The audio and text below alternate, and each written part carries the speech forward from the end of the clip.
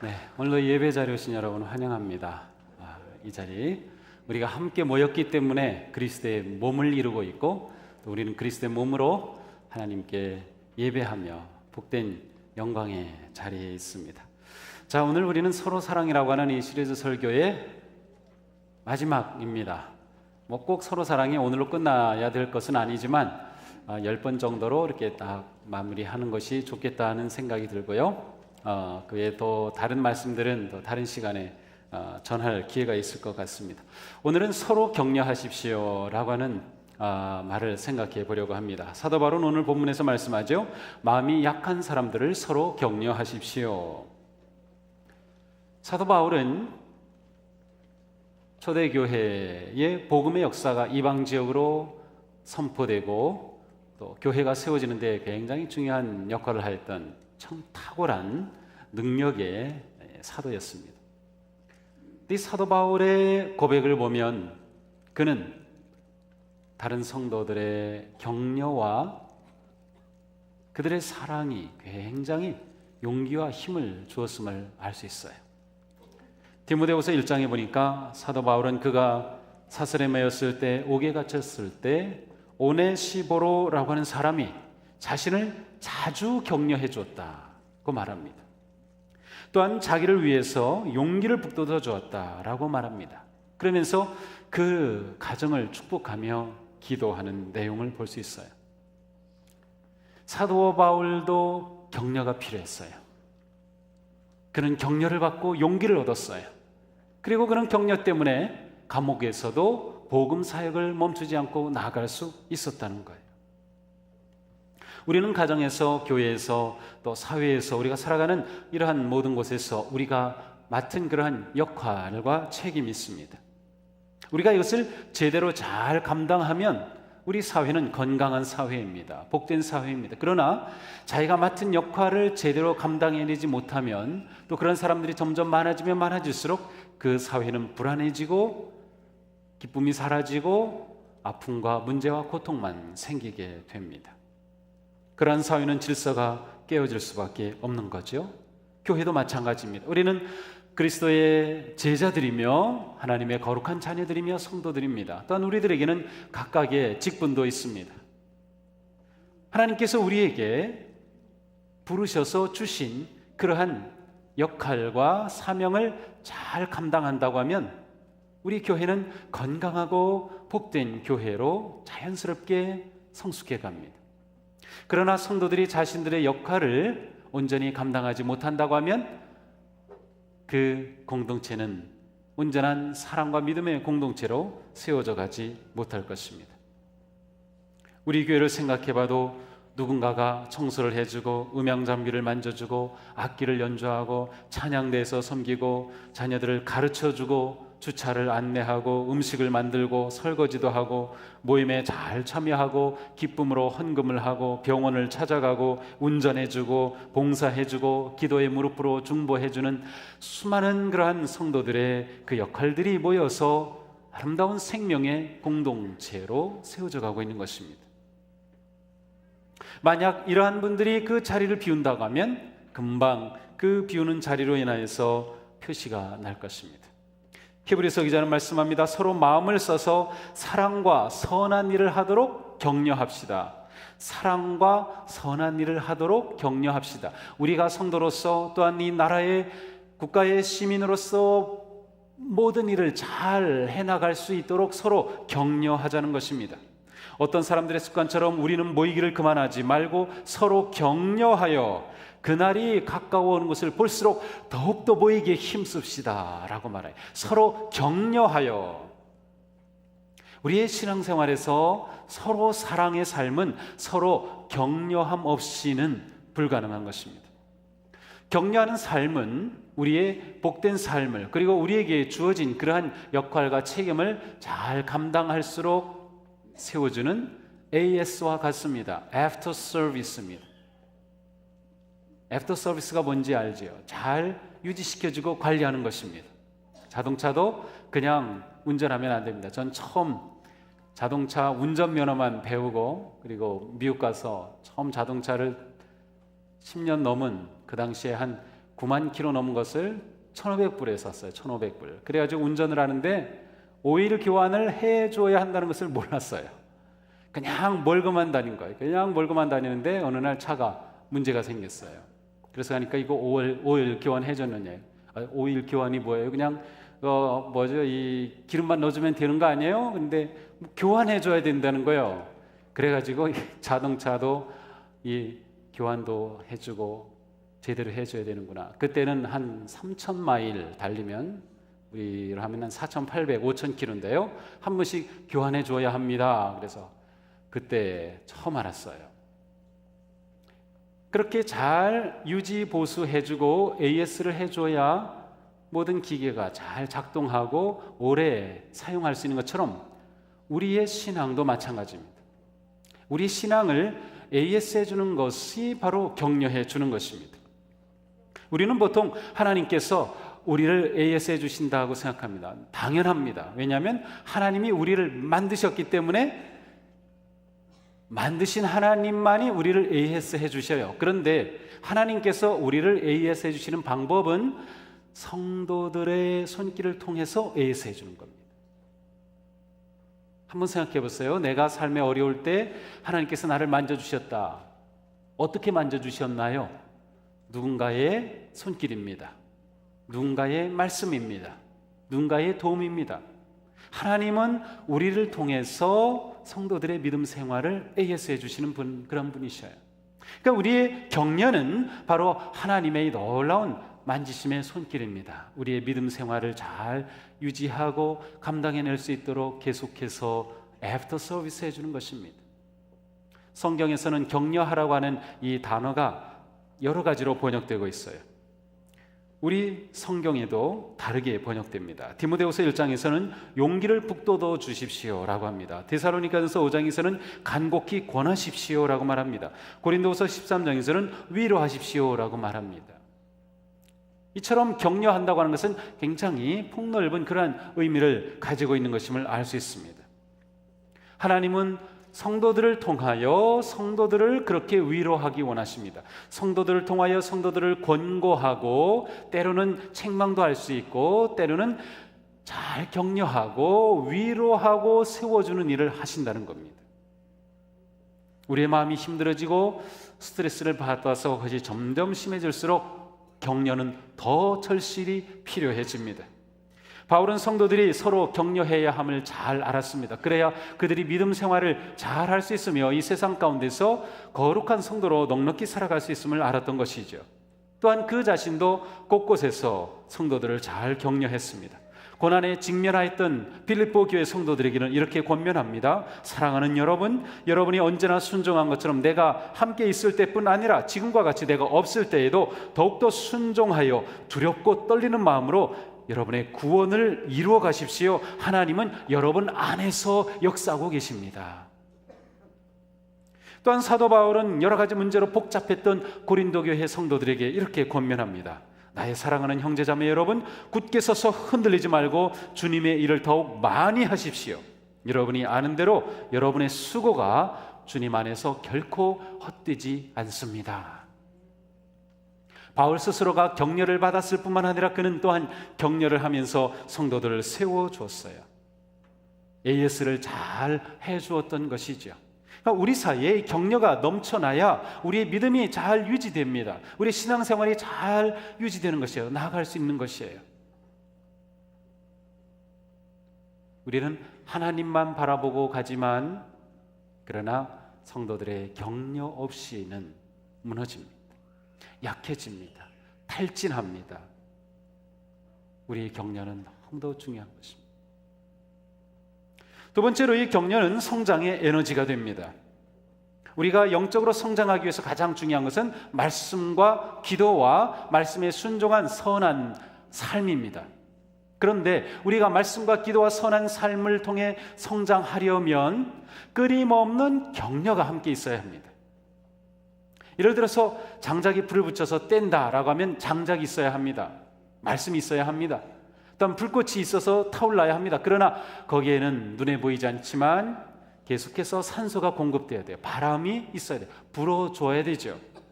그래서 계속 돌려서 바람을 넣어주기도 하고 부채질을 할 수도 있고 자연 바람이 흘러서 잘 불꽃이 하는 것처럼 성도들이 서로 격려하는 것은 믿음의 삶에서 잘 타오르도록 에너지를 공급하는 것과 같습니다. 그러한 에너지를 통해서 우리가 성장하고 성숙해 갈 수 있게 되는 것이죠. 바울은 아들과 같은 디모데에게 이렇게 격려합니다.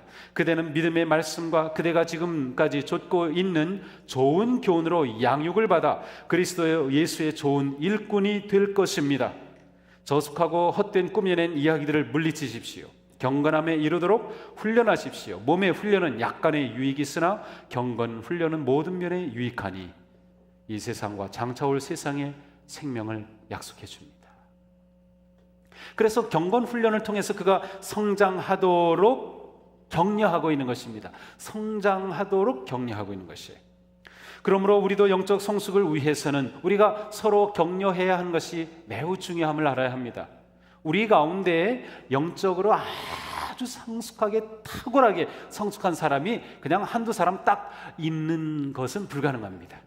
믿음의 공동체는 서로 격려함으로 함께 성숙해 갑니다. 물론 우리보다 좀 더 성숙한 사람이 있을 수 있어요. 우리 가운데는 좀 더 성숙하고 좀 더 깊이 있는 분이 있을 수 있어요. 그러나 그분이 혼자 딱 아주 성숙하고 나머지는 아주 그냥 성숙하지 못한 상태가 될 수가 없어요. 믿음의 공동체는 서로의 격려를 통해서 세워지기 때문에. 그래서 우리가 이와 같은 공동체가 되는 것이 아주 중요합니다. 서로가 잘 격려를 해서 함께 믿음이 깊어지고 성숙해지고 그리스도를 닮아가도록 그와 같은 격려가 풍성하게 일어나야 하는 것입니다.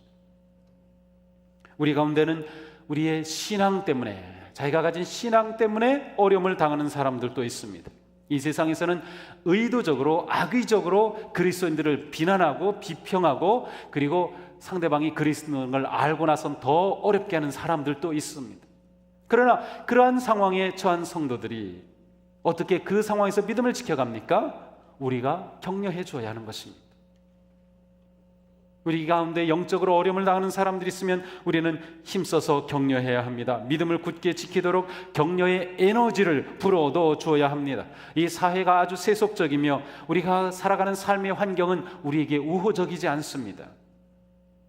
이러한 환경에서 우리가 매일매일 살아가는 것은 결코 쉽지 않아요. 이때 우리는 서로의 격려가 필요한 것입니다.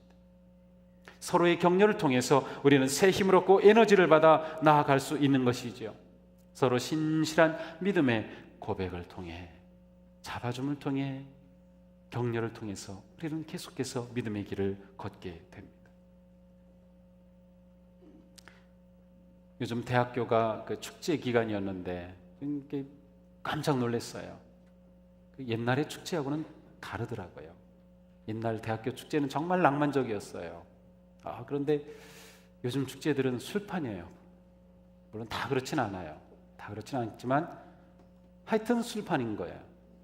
그래가지고 캠퍼스 안에 쫙 텐트를 치고 다 술을 박스로 갖다 놓고 팔아요. 누가 더 많이 마시는 대회도 하고 뭐 이렇게 섞더라고요. 무슨 주라고 하던데 막 섞어서 마시고 밤이 되니까 캠퍼스에 술 취한 아이들이 누워가지고 난리쳐요. 그게 요즘 대학교입니다. 물론 다 그렇진 않아요. 너무 걱정할 필요는 없어요. 애들이 얼마나 힘들면 한때 그럴까 생각은 하지만 좋은 문화는 아니에요. 좋은 문화는 아니야. 그런데 우리의 자녀들이, 믿음의 자녀들이 그런 상황 속에서 믿음의 사람으로 살려고 할 때 얼마나 어렵겠어요.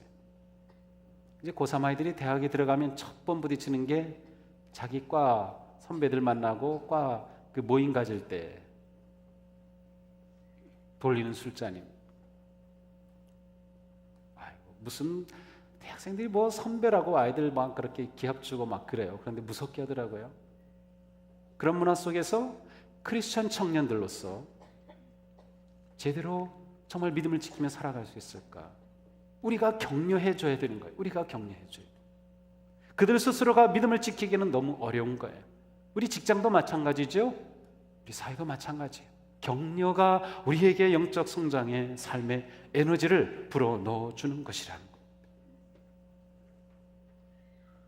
히브리서 기자는 이렇게 말씀합니다. 구름대와 같이 수많은 증인들이 우리를 둘러싸고 있으니 우리도 갖가지 무거운 짐과 얽매는 죄를 벗어버리고 우리 앞에 놓인 다름질을 참으며 나아갑시다. 믿음의 창시자여 완성자이신 예수를 바라봅시다. 그는 자기 앞에 놓여있는 기쁨을 내다보고서 부끄러움을 마음에 두지 않으시고 십자가를 참으셨습니다. 이들도 고통과 어려움을 직면하고 있었어요. 박해를 받고 있었어요. 목숨을 내놓아야 할 위기 가운데 있었어요. 그때 서로 격려하고 있는 것입니다. 우리 끝까지 표대인 그리스도를 바라보고 나아갑시다. 우리 서로 힘을 주고 서로 격려하면서 우리 끝까지 이 믿음을 경주합시다 라고 계속해서 격려하는 것입니다. 그러면서 우리가 주님을 바라봅시다. 우리 앞에 가신 주님, 그분도 이 모든 어려움을 다 참으셨습니다. 그래서 이제 그분은 영광스러운 보좌에 계십니다. 우리가 그분을 바라봅시다 라고 하는 거예요. 그런데 여기서 우리는 격려의 또 한 가지 중요한 것을 봅니다. 우리는 본으로서 본을 통해 본을 보여줌으로 격려한다고 하는 사실입니다.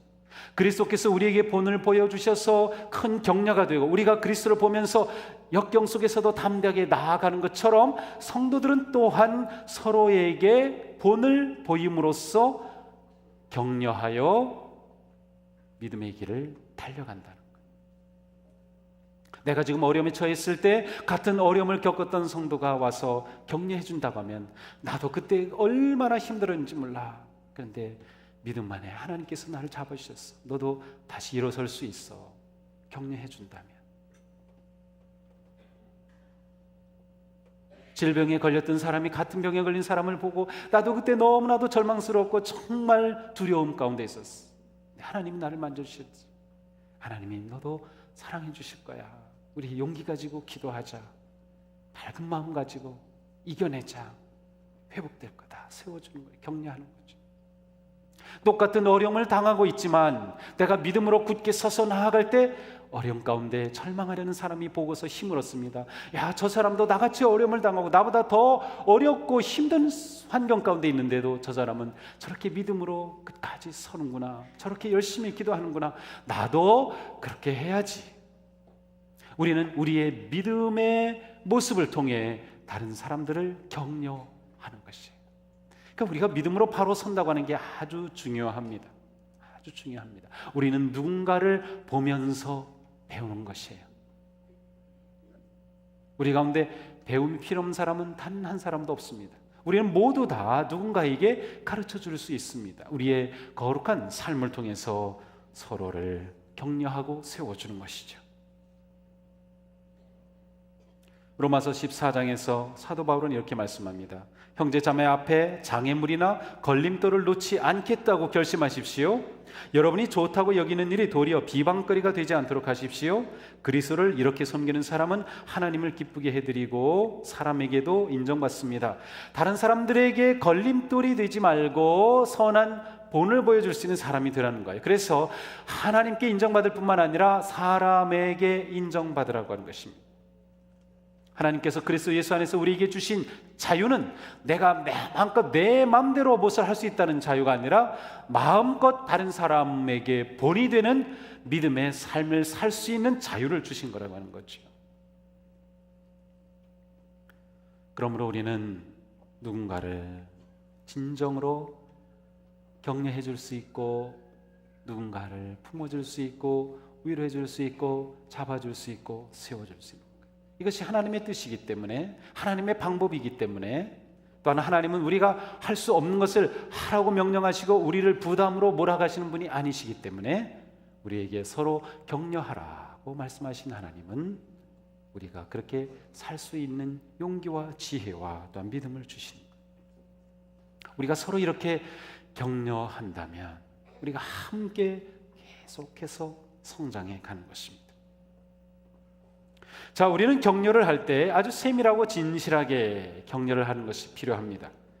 우리가 서로 사랑에 관한 말씀을 계속 들었는데 이 중에서 특별히 서로 격려하라고 하신 이 말씀은 아주 세밀하고 아주 깊은 그리고 또한 창조적인 방법을 많이 무제한 적용할 수 있는 말씀입니다. 서로 격려하는 것. 모든 성도들이 서로 격려하는 삶에 관심을 가지고 그와 같이 서로 선한 방법으로 격려를 실천해 간다고 하면 분명히 우리의 삶과 우리의 공동체와 우리의 이 사회까지도 변화되고 새로워질 것. 그것은 분명합니다. 특별히 우리는 말을 통해서 잘 격려할 수 있어야 합니다. 우리 말이 가지고 있는 힘이 엄청나기 때문이죠. 잠언 18장 21절에서 말씀합니다. 죽고 사는 것이 혀의 힘에 달렸으니 말을 잘 쓰는, 혀를 잘 쓰는 사람은 그 열매를 먹는다. 혀를 잘 쓰면 그 아름다운 열매를 거두게 된다는 것입니다. 말에 사람을 죽일 수도 있고 살릴 수도 있는 힘이 있다는 거예요. 아주 작은 말이 우리를 크게 격려할 수 있어요. 그러니까 우리는 말로서 잘 격려하는 것이 필요합니다. 고린도전서 14장에는 이렇게 말씀합니다. 예언하는 사람은 사람들에게 말하는 것입니다. 그는 덕을 끼치고 위로하고 격려하는 말을 합니다. 자, 보통 예언한다고 하면 무엇인가 엄청난 것을 보고 환상을 보고 뭐 음성을 들어서 사람들에게 막 얘기하는 것처럼 자꾸 생각을 합니다. 그리고 예언하는 사람 앞에 간다고 하면 우리는 굉장히 두렵습니다. 예언하는 사람 앞에 가면 내 모든 죄가 다 드러나고 너 과거 이랬지 하면 꼼짝 못할 것 같고 막 뭐 이 사람이 나한테 뭐 저주의 예언을 하면 어떨까나 막 두려운 마음을 가졌어요. 절대로 그렇지 않아요. 예언은 하나님께서 사람을 섬기도록 격려하도록 주신 언어가 예언입니다. 하나님께서 예언의 은사를 주신 사람은 그의 말을 통해 다른 사람을 격려하고 세우고 덕을 끼치는 일을 하라고 주신 겁니다. 이게 예언의 은사의 가장 중요한 초점이에요. 그러니까 우리가 말을 잘하면 그것이 곧 예언이 되는 거예요. 그 사람에게 예언이 되는 거예요. 놀라운 격려가 되는 것이죠. 또 우리는 작은 일에도 관심을 가져야 합니다. 작은 일에 우리는 크고 엄청난 것에만 격려가 필요한 것이 아닙니다. 우리의 일상적인 매일의 삶, 아주 사소한 일에서 우리가 사역하는데 신앙생활하는데 그러한 것에 아주 작은 것에 우리는 또한 매일 같이 사는 가족에게 매일 만나는 직장 동료에게 또 우리 서로 사역의 팀원 같은 선교 회원들 같은 속도들 우리 서로에게 작은 것에도 관심을 가져주는 것이 매우 필요합니다. 큰 것에만이 아니라 작은 것 우리는 그 작은 것에 힘을 얻고 그 작은 격려에 용기를 얻기 때문입니다. 또한 작은 사람들에게도 관심을 가지는 것이 필요합니다. 사실 작은 사람이라는 표현은 별로 안 좋은 것 같고요. 좀 우리가 미처 신경 쓰지 못할 사람들에게 관심을 가져주는 게 절대적으로 필요합니다. 우리 교회에 오신 지 얼마 되지 않는 그러한 새가족들, 연로하신 분들, 장애인들, 우리 가운데서는 모든 가족 중에 자기 혼자만 신앙생활하는 분들, 그분들은 얼마나 힘든지 몰라요. 온 가족이 다 같이 신앙생활하면 함께 가족이 예배 참여하고 어려운 게 없는데 혼자 신앙생활하면 예배드리려면 가족의 모임에 빠져야 되기도 하고 뭐 이런저런 말 계속 듣고 정말 어려워요. 우리가 그런 분들을 잘 격려해 줘야 합니다. 또한 우리 가운데는 다른 사람이 눈에 띄지 않는 곳에서 봉사하고 사역하는 분들이 많이 계셔요. 눈에 띄기 때문에 격려도 금방 받을 수 있고 쉽게 받을 수 있지만 눈에 보이지 않는 분들, 구석에 있는 분들, 그런 분들은 잘 보이지 않아요. 그분들이 격려가 필요합니다. 작은 격려 필요합니다. 그것이 용기와 소망을 주고 살려주는 것이죠. 그 격려가 없다고 하면 탈진하여 쓰러지고 그 일로부터 멀어지게 될 것입니다. 또한 우리는 지역사회를 격려하는 교회가 되어야 합니다. 우리가 서로 격려하는 삶을 살 뿐만 아니라 교회도 생명의 공동체이기 때문에 교회도 지역을 격려할 수 있는 교회가 되어야 돼요. 과연 우리 교회가 이곳에 있기 때문에 이 지역의 주민들이 교회는 다니지 않아도 동수교회가 있어서 우리는 참 좋아. 동수교회 종소리 들으면서 우리는 평화를 누릴 수 있어. 동수교회가 있어서 정말 고맙다라고 하는 그러한 말을 듣고 있나요? 그렇지 못하다면 이것은 심각한 문제입니다. 우리는 지역 사회를 격려하는 교회가 돼야 돼. 그래서 우리는 자꾸만 지역을 섬기고 봉사하고 세워지는 그런 일들을 만들고 찾고 개발하고 참여하는 그런 교회가 되어야 합니다. 그냥 우리끼리만이 아니라 우리의 격려를 지역을 향해 넓혀 가야 하는 것이죠. 마지막으로 우리는 특별하고 고상하고 친밀한 독특한 방법을 창조적으로 사용하는 것이 매우 필요합니다. 요즘같이 문자를 많이 쓸 때에는 손으로 쓴 편지라든지 카드에 한글을 짧게 적어서 격려의 말을 해서 준다고 하면 놀라운 격려가 될 것입니다. 은혜 받은 말씀을 문자로 나눠주는 것도 큰 격려가 될 것입니다. 저에게도 세 분이 매일 말씀을 보내주세요. 그런데 놀라워요. 한 번도 말씀이 똑같지 않아요. 어떤 때는 그 말씀들이 조합을 이루어가지고 놀라운 감동을 주기도 해요. 그래서 매번 제가 답장은 못해요. 매번 답장은 못하지만 그러나 또 감동을 주고 은혜를 끼칠 때 고맙다고 답장도 하고 고마움을 말합니다. 얼마나 격려가 되는지 몰라요. 우리끼리 우리 사이에 그런 일들을 잘한다고 하면 얼마나 좋을까요? 뿐만 아니라 우리는 아주 작은 선물을 나눌 수도 있고 카페에 초대해서 차 한 잔을 나눌 수도 있고 사랑이 담긴 정성스러운 작은 것을 선물할 수도 있어요. 때로는 아주 유쾌한 그런 유머를 들려줘가지고 우리의 마음을 아주 밝게 해줄 수도 있어요. 우리는 얼마든지 격려를 할 수 있어요. 때로는 아무 말 하지 않아도 따스하게 손을 꼭 잡아주는 것이 큰 격려가 되기도 하죠. 저도 예배 끝나고 이렇게 악수하고 할 때 우리 연세 많으신 권사님들 가운데서는 그냥 제 손을 잡고 그냥 만지작 하면서 그냥 이러시는 분이 계셔요. 뒤에 오시는 분이 기다리셔야 돼요. 그런데 그것이 얼마나 격려가 되는지 몰라요.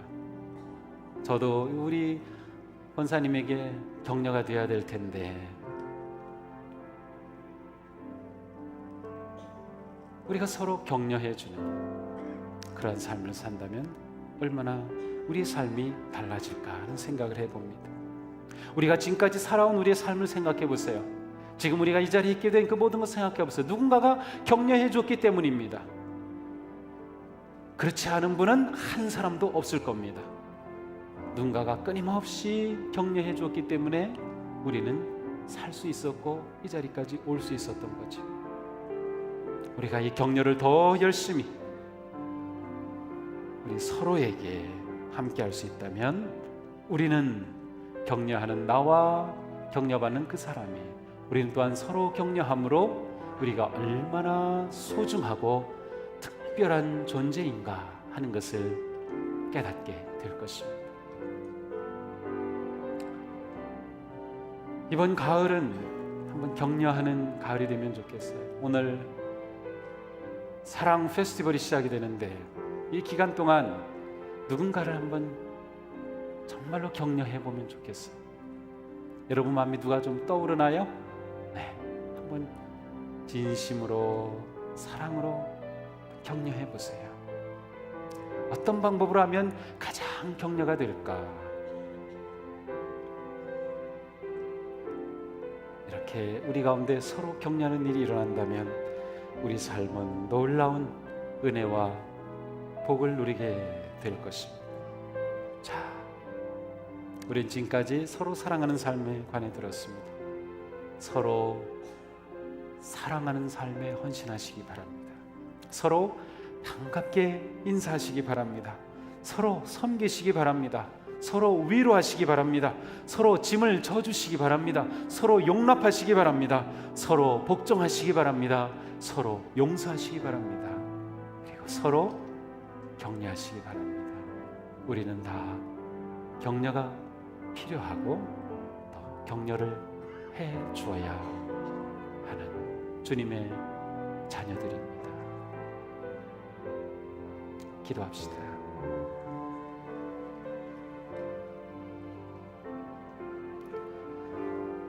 이 시간 조용하게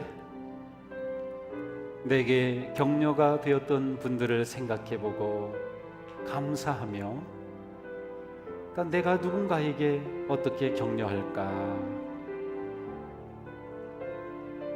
한번 격려하는 내 모습을 그려봅시다. 우리가 서로 격려한다면 우리는 더욱더 생명력이 넘치고 은혜가, 기쁨과 복이 넘치는 그러한 공동체가 될 것입니다.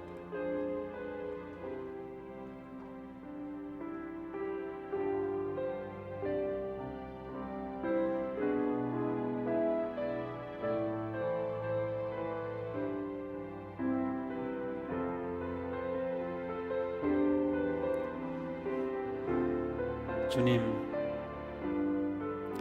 저희들은 지금까지 하나님께서 보내주신 누군가의 격려를 통하여 살아왔습니다. 하나님은 말씀을 통하여 서로 격려하라고 가르쳐 주셨고, 저희들은 그 말씀에 순종하며 진정으로 격려하는 성도가 되기 원합니다. 우리 가족끼리 서로 격려하고, 친구들이 서로 격려하고, 믿음의 교우들이 서로 격려하고, 속도들이 서로 격려하고, 선교연들이 서로 격려하고, 팀원들이 서로 격려하며 우리가 한 가족으로 서로 격려하는 우리의 모습이 또한 세상을 격려하며 세울 수 있는 복된 영광스러운 믿음의 교회로 성장하도록 인도하여 주옵소서. 우리 가운데 격려가 필요한 사람이 꼭 격려를 받을 수 있도록 우리의 마음이 세심하게 누군가를 돌보며 보살피며 격려할 수 있게 하여 주옵소서. 우리의 손길이 격려하는 손길이 되고, 우리의 언어가 격려하는 언어가 되며, 우리의 발걸음이 누군가에게 소망과 격려를 주는 생명의 걸음 되게 하여 주옵소서. 우리 모두 주님으로부터 큰 격려와 사랑을 받았으니 또한 그렇게 서로 격려하는 복된 자녀들이 되게 하옵소서. 예수님 이름으로 기도합니다. 아멘.